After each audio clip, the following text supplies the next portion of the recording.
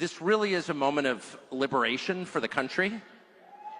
I think the vibe has changed. That's real. And I feel it everywhere I go. I haven't met a hostile person in the last 6 weeks anywhere in the United States. People seem happier. And I've been trying to think about, like, what actually changed. I mean, obviously, Trump won. Kamala Harris lost. Which is great. But what really happened was the spell was shattered. And here's what the spell was. And I think all of us, to one degree or another, were under its influence for like at least the past 8 years, but probably like the past 30 years. The spell was this. No, a spell is an incantation. It's a phrase or idea that, if repeated enough, gains power. And the way you break a spell is by saying boo really loudly and waking up everyone to the truth that the spell is fake. And it had been 30 years since anyone did that. And here's what the spell was. The spell was that the tiny group of people who run the country to their own benefit represented, like, the rest of the world. That everybody agreed with all the dumb pieties they were screaming at you, that all the good people were on the other side, and that you were somehow alone, trapped in your house thinking freaky far-right things that you should be embarrassed of. And all the truly decent, moral, progressive, open-minded people were on the other side, laughing at you. And that you were some kind of medieval freak, probably dangerous. And what the election showed was the opposite was true. The fact that Trump won not just the majority of the popular vote, but huge segments of unrelated parts of the society told the entire story. Trump won young people, Hispanics, he won Muslims in Southeast Michigan, he won Orthodox Jews in upstate New York. He basically won everybody except for the tiny core of super unhappy people who controlled everything.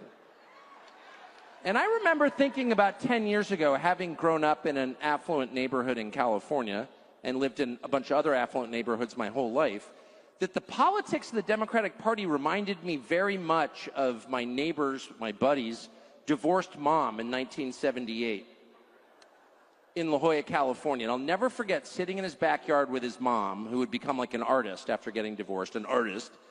And she was sitting there wearing sandals. She had like long frizzy hair, and she was smoking a Moor, which was like the cigarette of choice for divorced ladies in the 70s. It was like really long and thin and brown.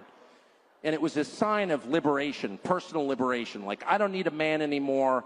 I'm on my own. I am woman, hear me roar. I am feminist. I am the future.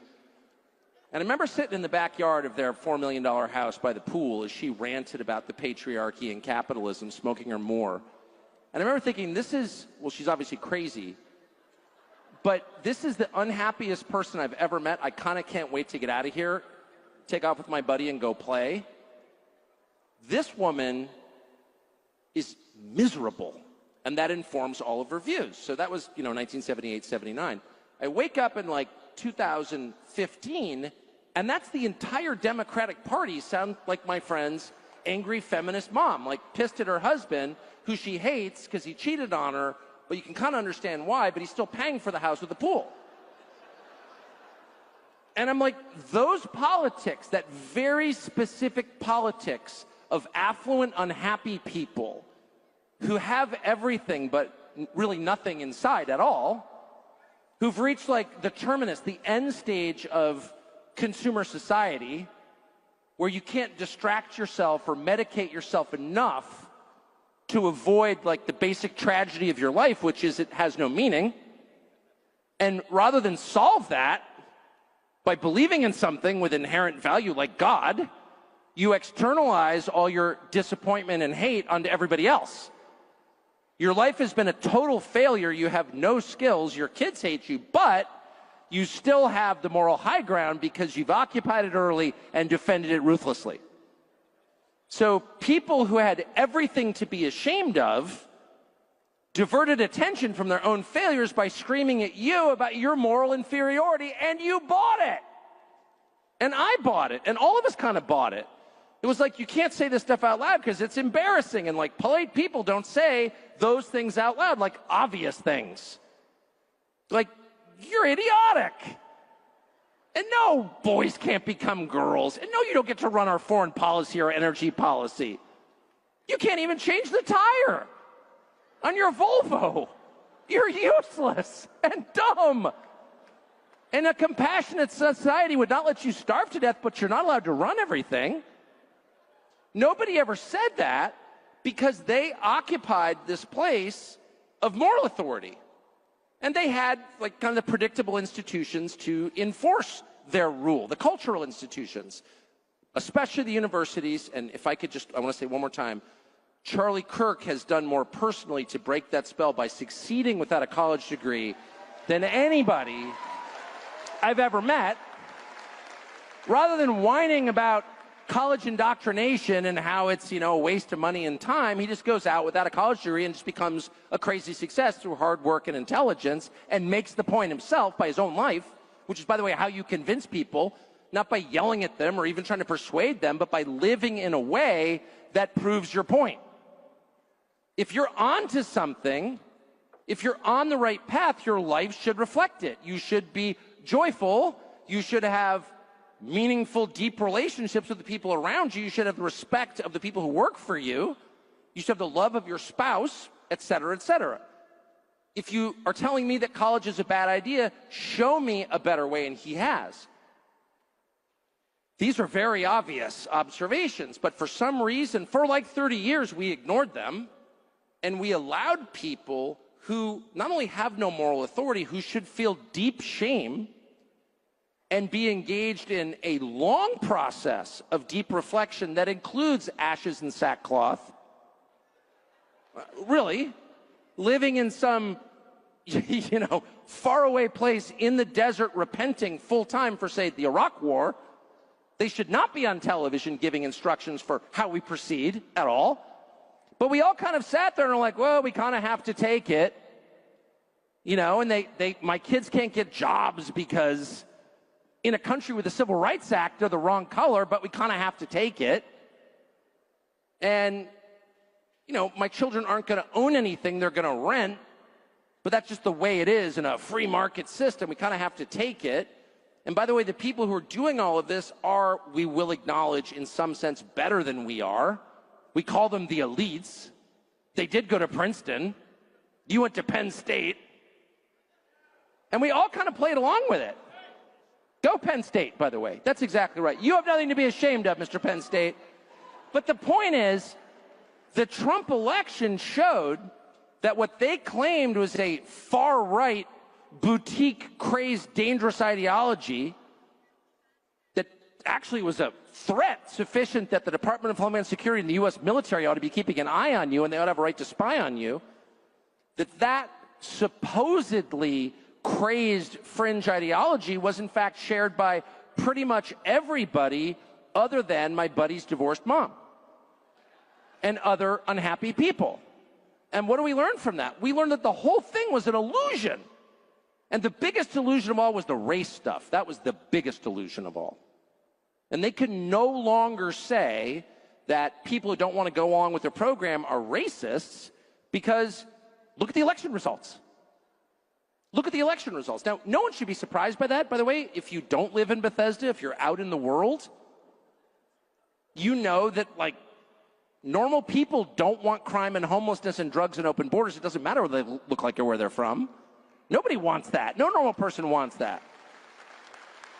I remember when I lived in Washington, an actual conversation I had at an actual dinner party that if you put it on film, in the middle of a movie, people would be like, that's just not believable, that never happened, but it actually happened. I was in the middle of getting lectured in a very polite way by one of my neighbors who was a very nice person, but obviously a lot better than me because she was a Hillary Clinton voter. And she said, but she was fundamentally a nice person, but totally convinced of her moral authority. And she said to me, I have a lot of problems with your views on immigration. Frankly, I don't think you're a racist. I just want to be clear. She's my neighbor. I don't think you're a racist. But basically, she said, you're a racist. Okay, so I was trying to, defend. Well, actually, I think countries need borders. I'm trying to be polite. 15 minutes later, she goes, My housekeeper loves you. Would you sign something for her? I was like, your housekeeper from Belgium? No, from El Salvador. Oh, right. So I'm such a nice person. I was like trying to be a Christian. I didn't say, so you think I'm a racist, but your Salvadoran housekeeper's like fully on board with my racist program? Tell me how that works. And then you realize it's not just her Salvadoran housekeeper, it's every Salvadoran housekeeper, actually, in the world. There's not a liberal one. Not one. There's literally, if you can find a liberal Salvadoran housekeeper, call me. I don't believe you. They're just not liberal. You know, whatever you think, they're just not liberal. And a lot of America is not liberal in the way that they envision it. They're just not. They think if you break the law, you should be punished. They don't think it's cool to have somebody ODing on fentanyl right outside your house. By the way, they'd like to own things. They don't think that like the Uber economy is the real economy. They'd like to have a little house somewhere and own a car. You know, they think credit card debt is bad and they're upset about it and they talk about it because they're right on all counts. So these election results, if you look at them, and I would recommend everyone do so, not just because you love Trump, but because the long era of darkness is over, actually. It's over. We'll have political debates going forward. You know, you've got your ideas, I've got my ideas, we can debate them.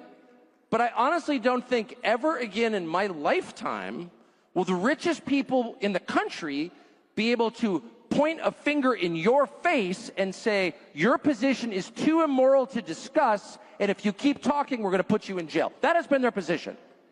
And they will never again get away with that. Ever. And if they think that boys can become girls and should compete on the swim team, that's fine. They're going to have to explain exactly how that works.